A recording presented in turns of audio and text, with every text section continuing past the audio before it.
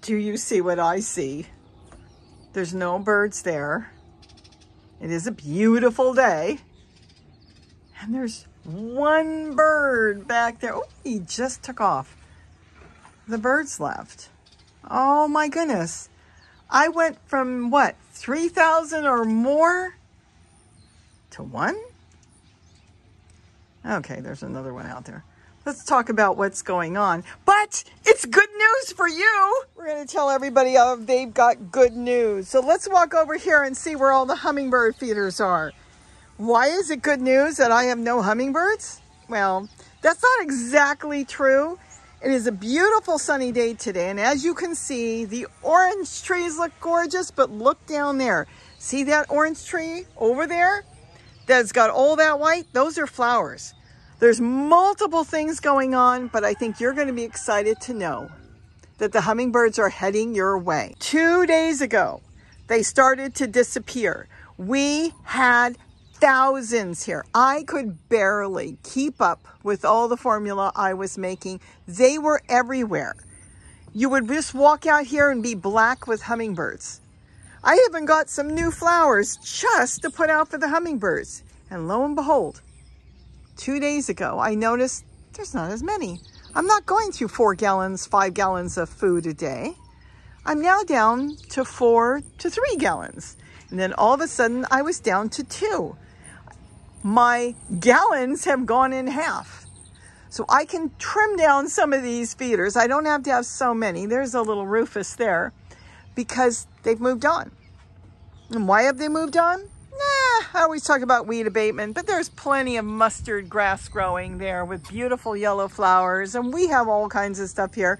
What's going on is we are now in the middle of spring where they know that there is flowers, and we are going to have an abundance of wildflowers all through California, all the way up the coast through to Oregon, Washington, and all the way to Alaska. They are on their way to wherever they need to go. That's what they do. They come here, the ones that are not residents, they're coming, let's say, from Mexico or Central America, and then they stop here, and it's a pit stop. You know how we had such bad weather? Well, our bad weather was not as bad as up north, and it was worse as you get to San Francisco and all that. So they parked themselves here, and they stayed here, and they fed, and they filled up, and they built their bodies up for what they needed to do. A few of them, yes, went to nest and had nests all over in the trees, but that's normal. That's what they do. And then when the time changes and they know there's going to be wildflowers out in the desert, out in the hills, there's going to be more wildflowers this year than ever before, or I should say for many, many years, with all the rain we've had. They know it. I don't have to tell them anything. Mother Nature lets them know it is time to move on. And they are now headed to you.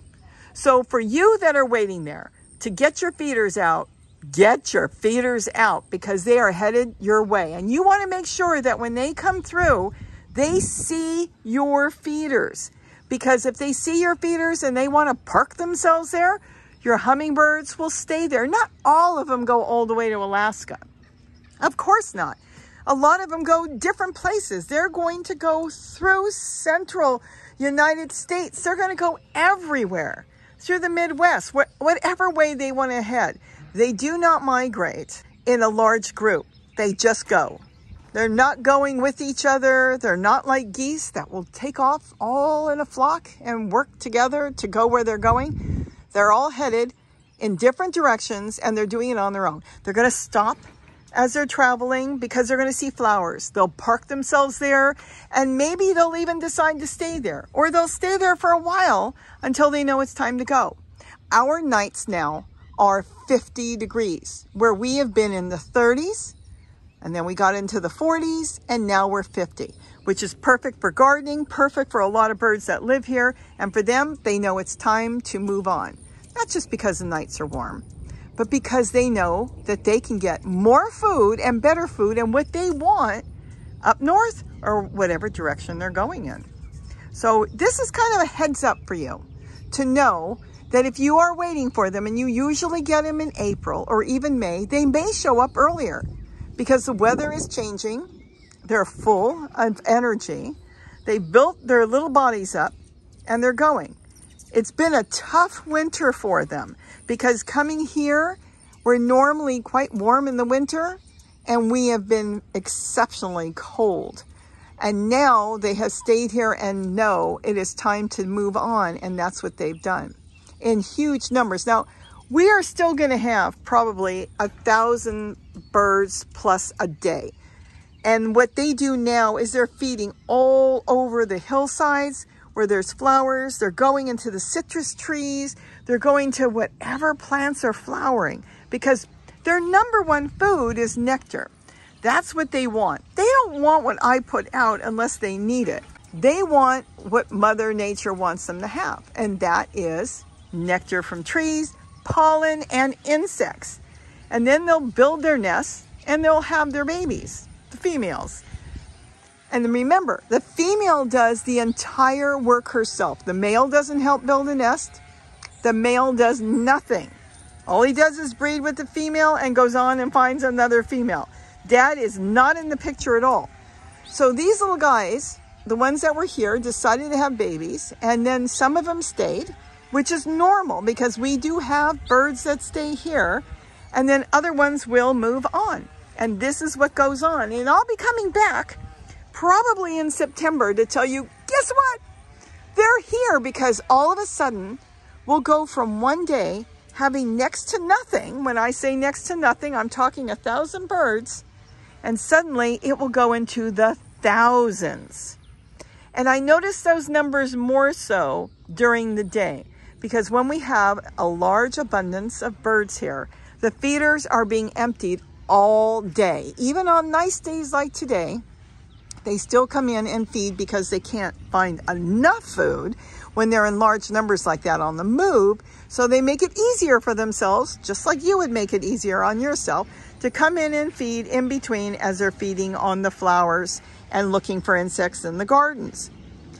But when the numbers start to diminish, like they have this weekend, what's going on, they start to feed more out in the garden. Why? Because there's less birds here now. So they can find more foods in the garden and then come here in the morning to start their day, and then in the evening to fill up before they go into that torpid state of a deep sleep. So they come here and they fill up just what they need if they haven't gotten enough. So this is how I know they're on their way to you. So though it is sad, and I will admit it is sad because I got used to having them here, the point is they're doing what they're supposed to do, and that makes me feel great that I could help them out while they were here, and then they can move on and do what they need to do. And now you'll have them in your yard, on your balconies, in your gardens, doing what they're supposed to do. And who knows, some of them in Alaska could have been ours that were here just a little while ago, and now they're in your yard enjoying your feeders and your plants and flowers. So I hope I've given you good news that the birds are on their way. The hummingbirds are coming to you now. So get those feeders out, hang them up, and wait for them to come and see you. So with that, have a wonderful day. Enjoy the birds, enjoy the spring and the summer, and we'll be back in September to talk about when they come home back here. With that, have a wonderful day, and don't forget to eat what you grow. Bye-bye.